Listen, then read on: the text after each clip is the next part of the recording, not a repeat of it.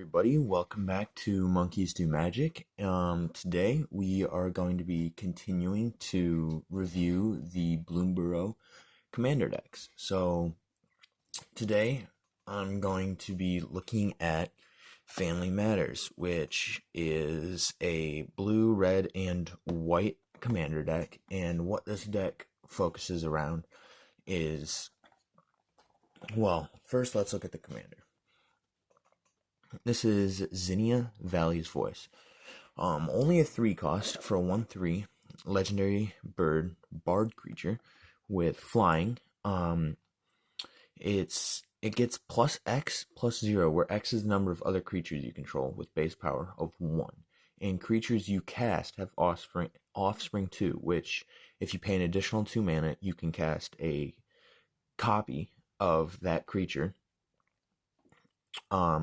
And that is a 1/1. So it's going to have all the abilities of that creature. It's just going to have 1/1. So, yeah. So basically what this deck centers around is making a bunch of very small creatures, whether or not they are tokens or just small creatures with good abilities, to really power up that commander and work well with some of the cards in the deck. So I've already taken it out of the box and out of the wrapper, and I've all the cards set up right here. So without further ado, let's start taking a look at them. So first, we have another legendary creature, a 4/5 Mouse Knight, which costs 5 mana.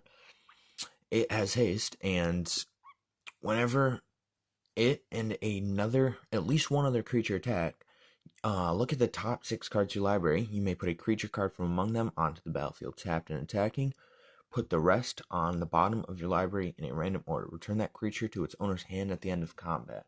Okay, so that's a pretty good ability, because if you have your commander out and you play a creature with this guy, because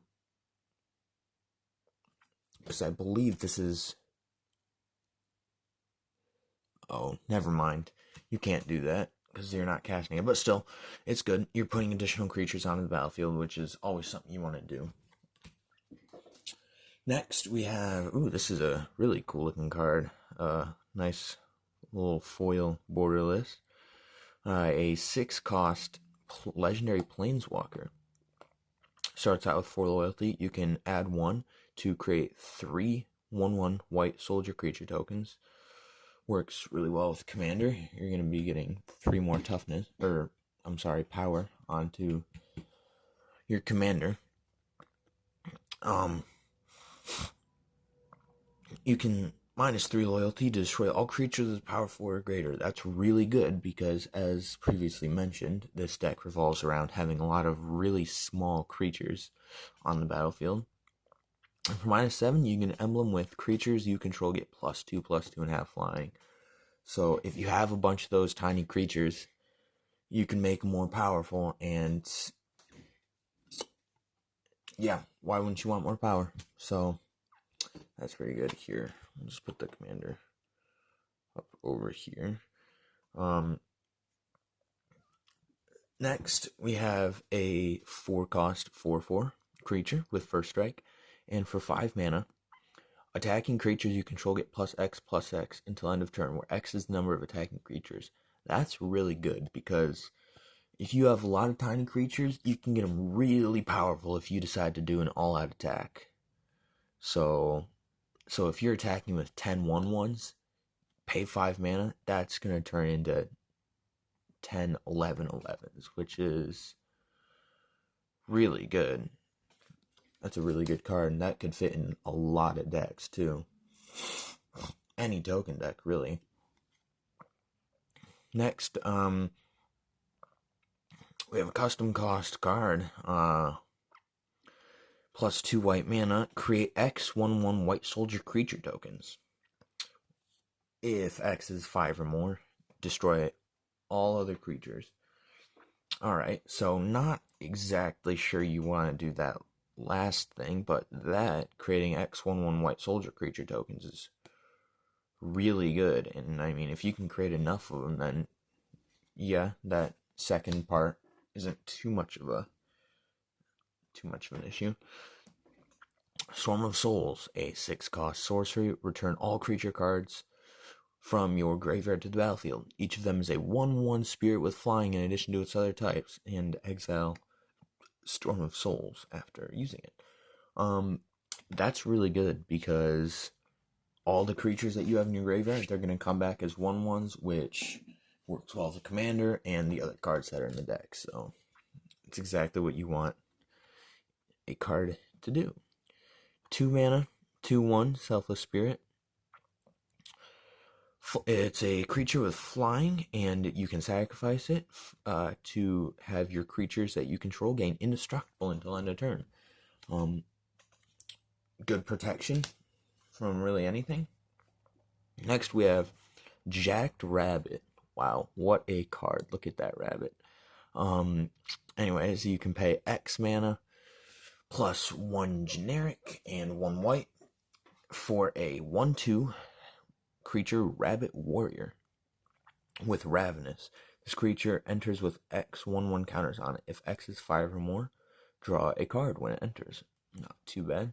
When Jacked Rabbit attacks, create a number of 1/1 white rabbit creature tokens equal to its power. Wow, that's really good. That's going to work really well with the commander and just get in general, a lot more power onto the board. Next, we have Murmuration, which for 5 mana, you get an enchantment that says birds you control get +1/+1 and have vigilance. And at the beginning of your end step, for each spell you've cast this turn, create a 1/2 blue bird creature token with flying named Stormcrow. Oh, that's interesting. I wonder if there's other birds in the deck that... Yeah, I wonder if there's other birds in the deck besides the commander, obviously. But vigilance on the commander is already really good. Next, we have 3 mana for a 1/1 creature. When it enters the battlefield, create a 3/3 colorless Phyrexian Golem artifact creature token. And golems you control have first strike. Again, that makes me wonder if there's other golems in the deck. Next, we have Hanged Executioner.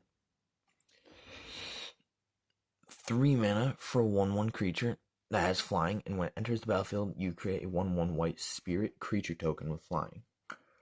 And for 4 mana, you can exile it to exile target creature. Okay, so not bad. You got some removal in there as well as a cheap little creature. Loyal Warhound. For 2 mana, you get a 3/1 creature with vigilance, and when it enters, if an opponent controls more lands than you, search your library for a basic plains card, put it onto the battlefield, tap, and shuffle. Not too bad of a card, not great. I feel like you could find some better replacements for that. Restoration Angel. 4 mana. 3/4 angel creature with flash and flying, and when it enters, you may exile target non-angel creature you controlled and return that card on the battlefield under your control. Interesting. So if there's any real good enter the battlefield effects in here, then that will definitely take advantage of that. Next, Skyclave Apparition. 3 mana for a 2/2. When it enters, exile up to 1 target non-land, non-token permanent you don't control with mana value 4 or less. Alright, so a little bit of removal. And when it leaves the battlefield, that exiled card's owner creates an XX blue illusion creature token where X is the mana value of the exiled card.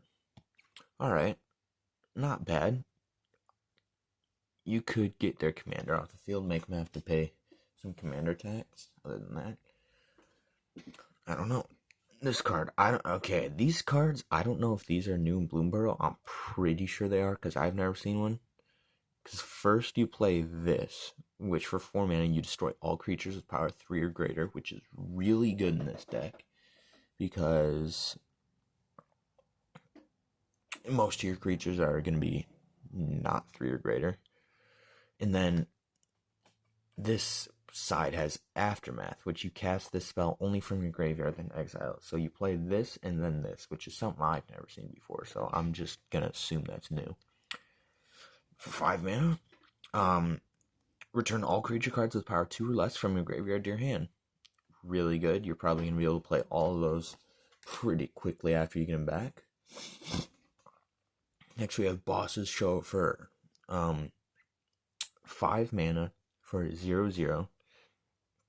It's a creature, and when it enters with a number of 1/1 counters on it equal to 1 plus the number of other creatures you control. Now, just that in this deck would be really good. That'd be pretty good because you're going to have a lot of creatures out.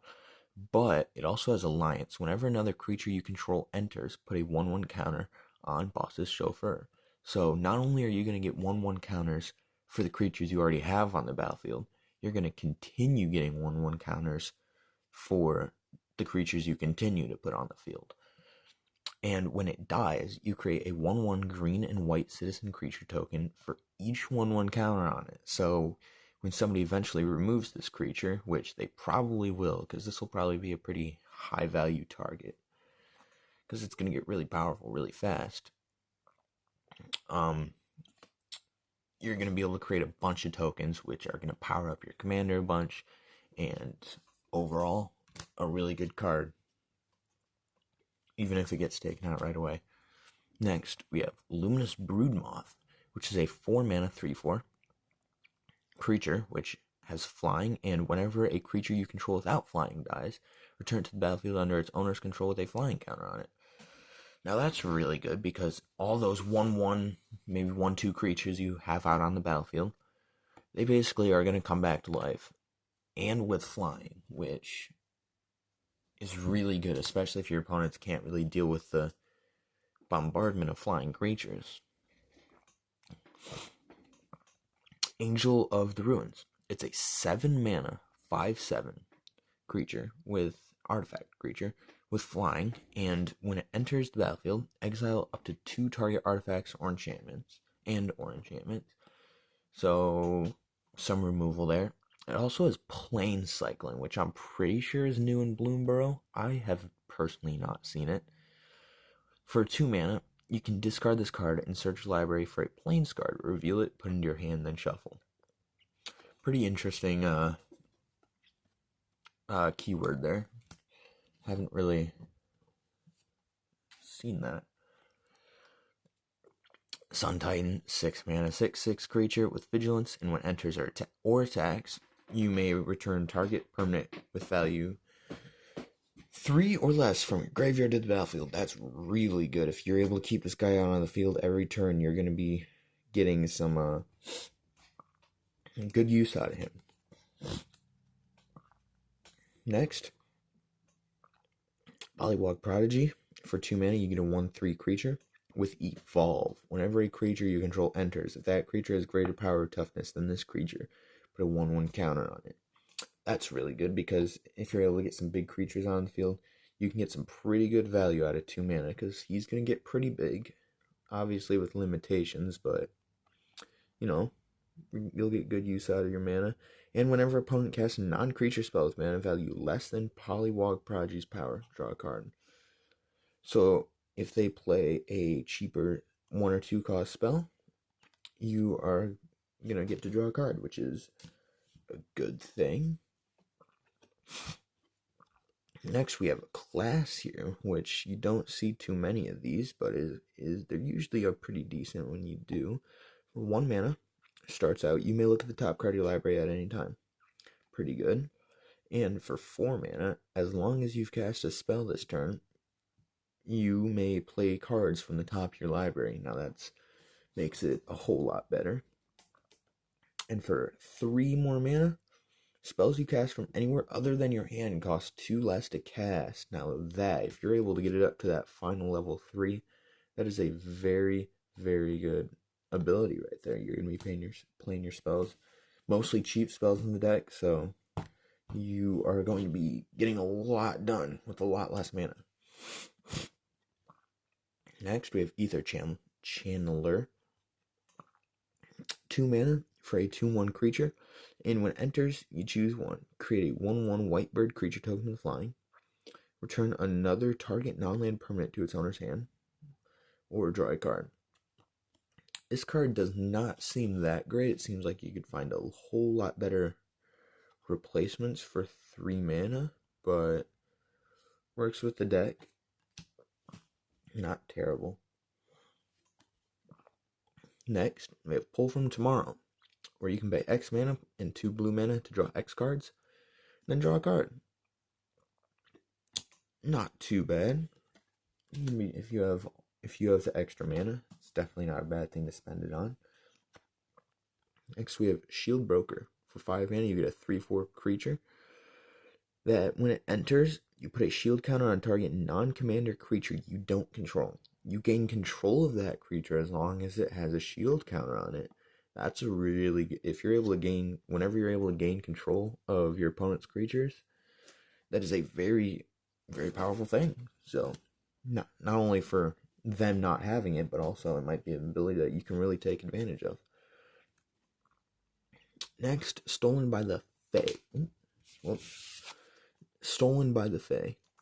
You can pay X mana and 2 blue mana for a sorcery that reads, return target creature with mana value X to its owner's hand. You create X 1/1 blue fairy creature tokens with flying. That's really good. Not only can you bounce a big creature that your opponent has, you get to create a bunch of 1/1 tokens, which is never a bad thing. So, good card. Bident of Thassa. 4 mana. Legendary enchantment artifact. When a creature you control deals combat damage to a player, you may draw a card.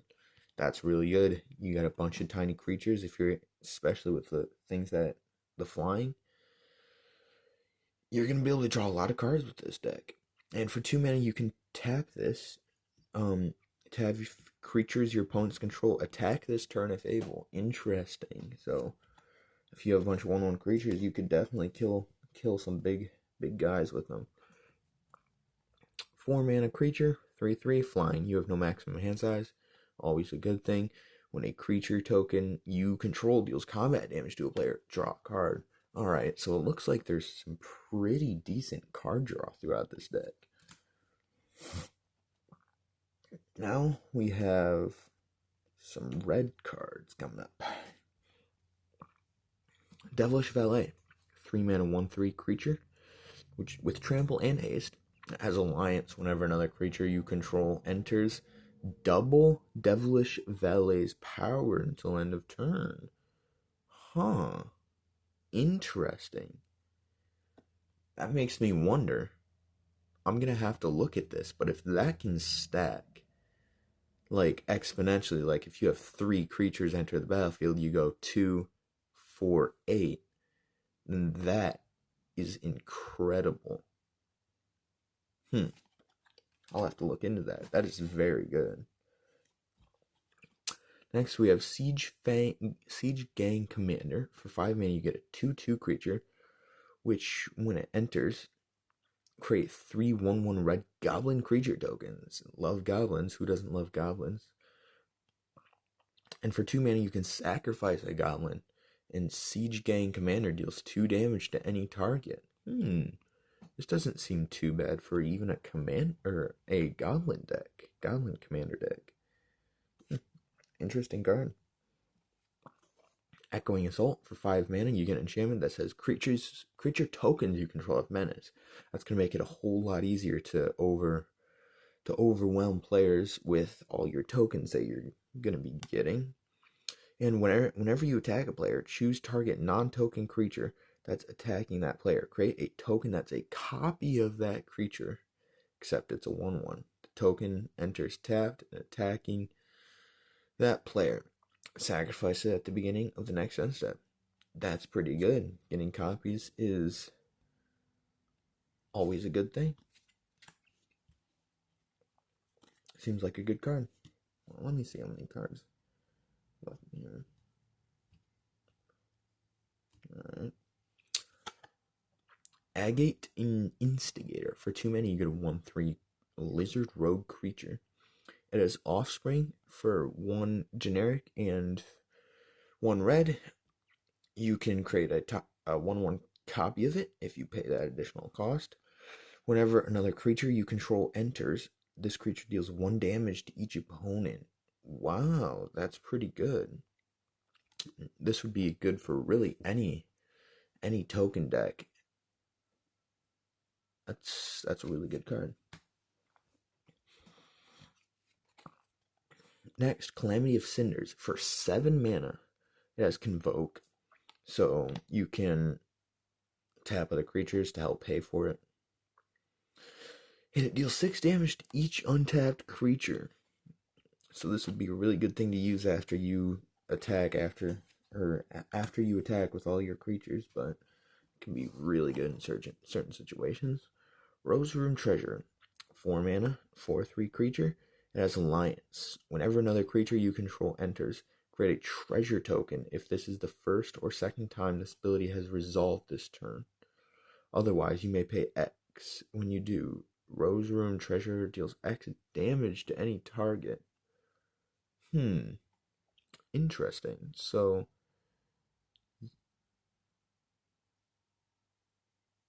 you're going to create a treasure token only the first 2 times, but the 3 and beyond, you can pay X, and when you do, it deals X damage to each target. So do you have to pay X each time? Or do you pay X once, and then it continues to do that as this ability triggers? Not sure. If it's the second thing, then that's really good. Otherwise, it's alright. 2 mana, 4/1 creature. If Combat Celebrant hasn't been exerted this turn, an exerted creature won't untap. If it hasn't been exerted this turn, you may exert it as it attacks. When you do, untap all other creatures you control.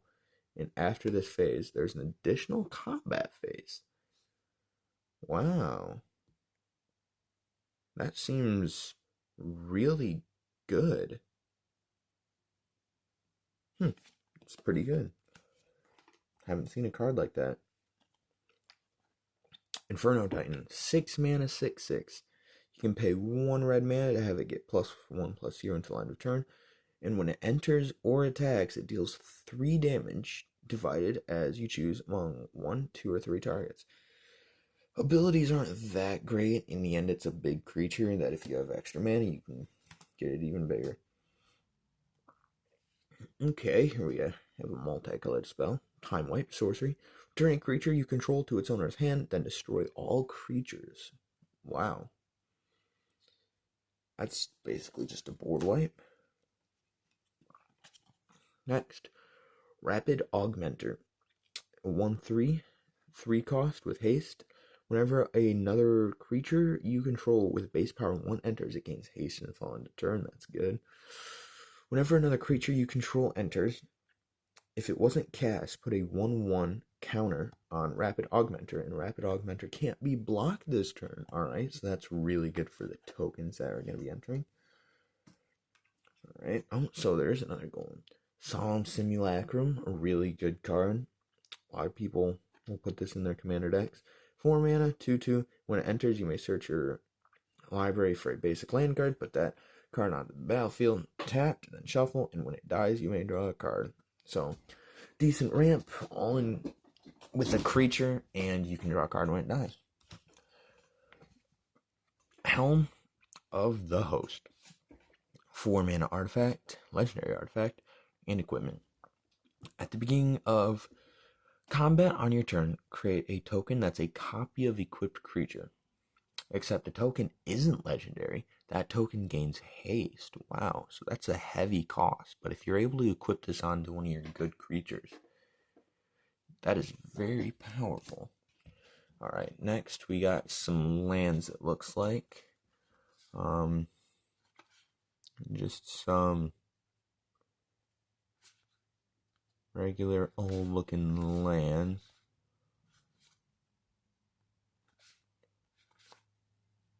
And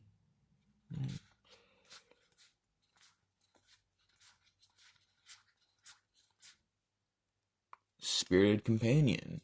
In my opinion, one of the cutest cards there is in Magic. You got a little dog, 2 mana, you get a 1/1. When it enters, you draw a card. You get a tiny creature, and you draw a card. Nothing bad about that. Inspiring Overseer. For 3 mana, you get a 2/1 that has flying, and when it enters, you gain 1 life and draw a card. Cut a Deal. 3 mana, sorcery. Each opponent draws a card, then you draw a card for each opponent who drew a card this way. So, ideally, 4-player game, you're drawing 3 cards. Not bad. Little Path to Exile, sorry. 1 mana, exile target creature, its controller may search their library for a basic land card, put that card on the battlefield, then shuffle. Pretty popular card, I feel like everybody knows it, everybody loves it. Illusory Ambusher.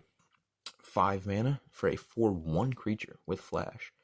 Whenever it is dealt damage, draw that many cards.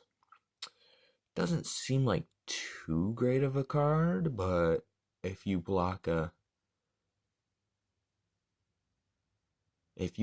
big creature, then yeah, you know what? That's all right. Never mind. It's all right. Rowdy Research. That's in. Okay. 7 mana. Instant. This spell costs 1 last cast. For each creature that attacked this turn, draw 3 cards. Doesn't seem that great, but I guess I haven't played with it, so I don't know. 2 mana, 2/1 creature with flash and flying. When it enters the battlefield, target creature you control gains hexproof until end of turn. Alright, not bad. You can, a little bit of protection, I suppose. Rapid Hybridization. 1 mana, instant, destroy target creature. It can't be regenerated. That controller creates a 3/3 green frog lizard creature token. This will definitely. That's a good card. That's a great removal spell. For blue, too, especially. Junkwinder. 7 mana, 5/6 creature. Affinity for tokens. That is exceptional in this deck. You're going to be having a lot of tokens, so you're probably going to be able to get this down to pretty low cost. Whenever a token you control enters, tap target non-land permanent an opponent controls. It doesn't untap during the next untap step. That is really good. That's really good. Etherize, 4 mana. Return all attacking creatures to their owner's hand. So, if your opponent goes for last blow, all out, easily just pop that spell and probably put a frown on their face. Alright, Chart a Course. 2 mana sorcery, draw 2 cards, then discard a card unless you attack this turn. Some card draw. Legendary Creature. Tetsuko Umezawa, Fugitive. 2 mana, 1/3. Creatures you control with power or toughness 1 or less can't be blocked. That is an incredible card for this deck. Very nice. Thopter Engineer. 3 mana for a 1/3 creature. When it enters the battlefield, create a 1/1 colorless Thopter artifact creature token with flying. And also, artifact creatures you control have haste. That's pretty good. Not the best, because I don't think there's that many artifact creatures in this deck, but still alright nonetheless. 5 mana 2/2 with flying. When it enters, you gain 2 life and draw 2 cards. That's alright. 5 mana, maybe not. You could definitely find some better card draw to replace it with, but whatever. Arcane Signet, do I need to explain? I don't think so. Bloomburrow Signet, again, I don't think I have to explain. Ornithopter of Paradise, some more ramp. It's artifact creature actually. 0/2 for 2 mana. You can add some mana with it. Azorius Signet. Is it Signet? Circuit Mender. 3 mana, 2/3 artifact creature. When it enters, you gain 2 life, and when it leaves, you draw a card. Felwar Stone. 2 mana, mana rock. Soul Ring. That's actually a really cool looking Soul Ring. Yeah, that's really cool. Mind Stone, just a mana rock. Terramorphic Expanse. Alright, I think we're just getting into some more lands here with a bunch of text that I don't feel like reading. Yeah. Evolving Wilds, just a bunch of lands, it looks like, and the basics. So that is the Family Matters Bloomburrow Precon Commander deck. Overall, I'd say it looks like a pretty good deck. I saw some really powerful cards in there that would go great with each other, great with the commander. Yeah, if you're able to throw some protection on this commander, you can do a whole lot of damage with this thing. And if an opponent can't really protect against flying, if they don't have anything with the reach and they can't remove it, then they're gonna die really fast. So yeah, overall, I'm pretty excited to play with it. And if you get some upgrades for this thing, I think it could be really powerful. Here are the tokens right here. Rabbit token, cute. Yeah. But Goblin. Yeah, no, there are also some cards in there that I saw that I hadn't seen before that seem like they'd be really good in other decks as well. That guy looks weird. That looks like they'd be really good in some other decks as well. So it's I'll be interested to see what people will do with those. Anyways, that is the video for today. The other 2 will be coming out soon, and yeah, that's it. So see ya.